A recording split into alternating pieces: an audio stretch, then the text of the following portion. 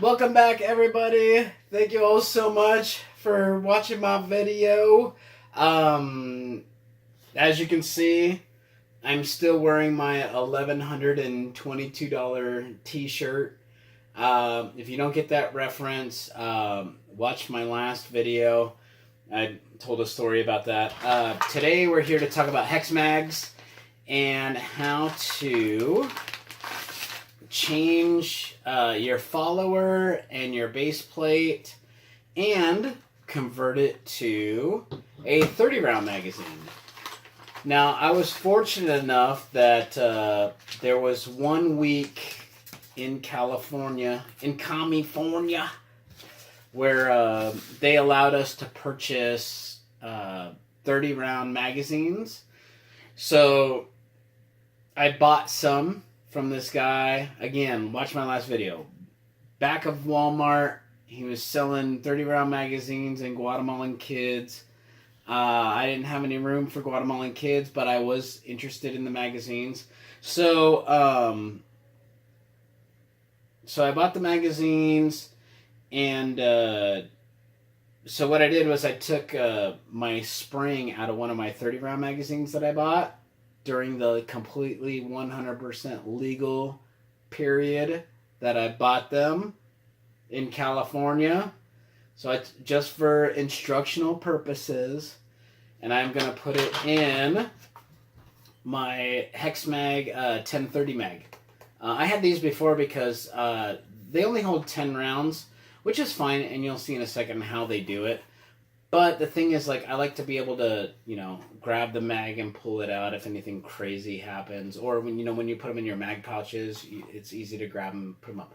So anyway, hex mags are awesome. I love this. It's no tools needed.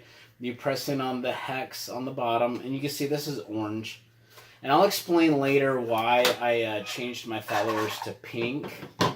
But this is what it looks like inside. So you can see they put this spacer thing in here.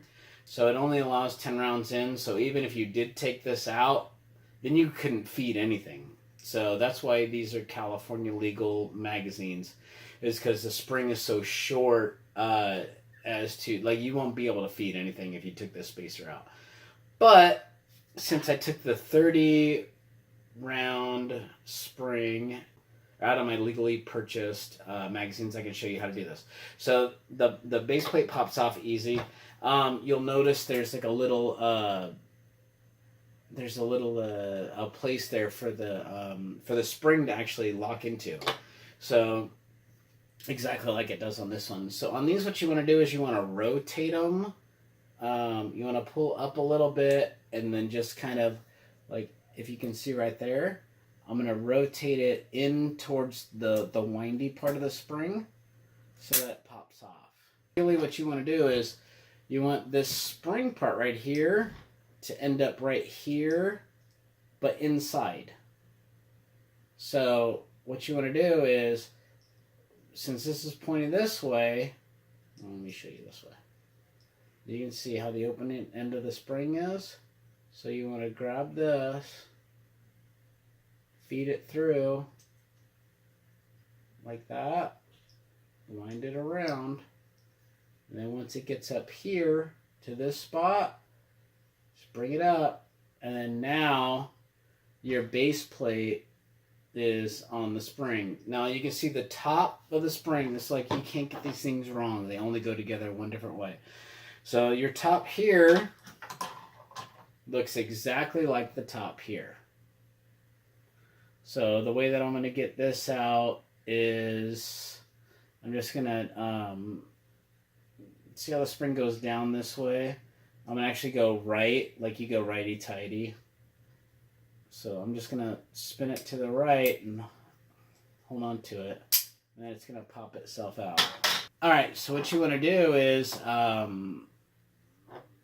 you want to take this little curly Q part right here, and you want to try to get it underneath this lip. If you can angle it like that. Luckily that one clipped in, but it clipped in a little bit too easy. So what I'm actually going to do is I'm going to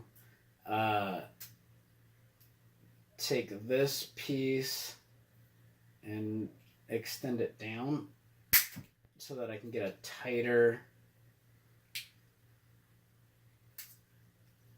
seat, and then I'm going to pinch it back together again like that.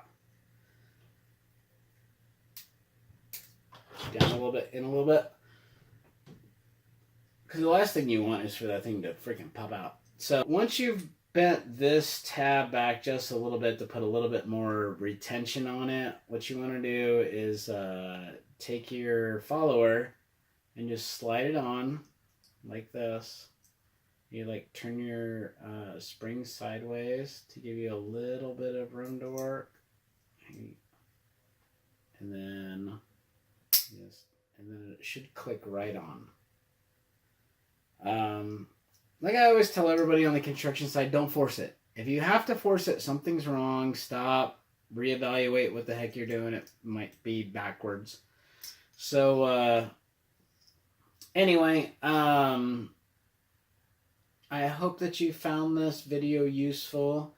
We're going to go ahead and put this little sucker right back into its home.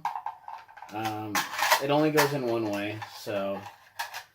And then that's the other, the great thing about Hexmags. No tools needed, just a very, very marginal amount of finger strength, and there you go. Pink dot on the bottom, pink follower on the top. Stay tuned. I'm going to explain why I chose pink. Anyway, thank you all for watching. I hope this has been beneficial, and I'll see you next time.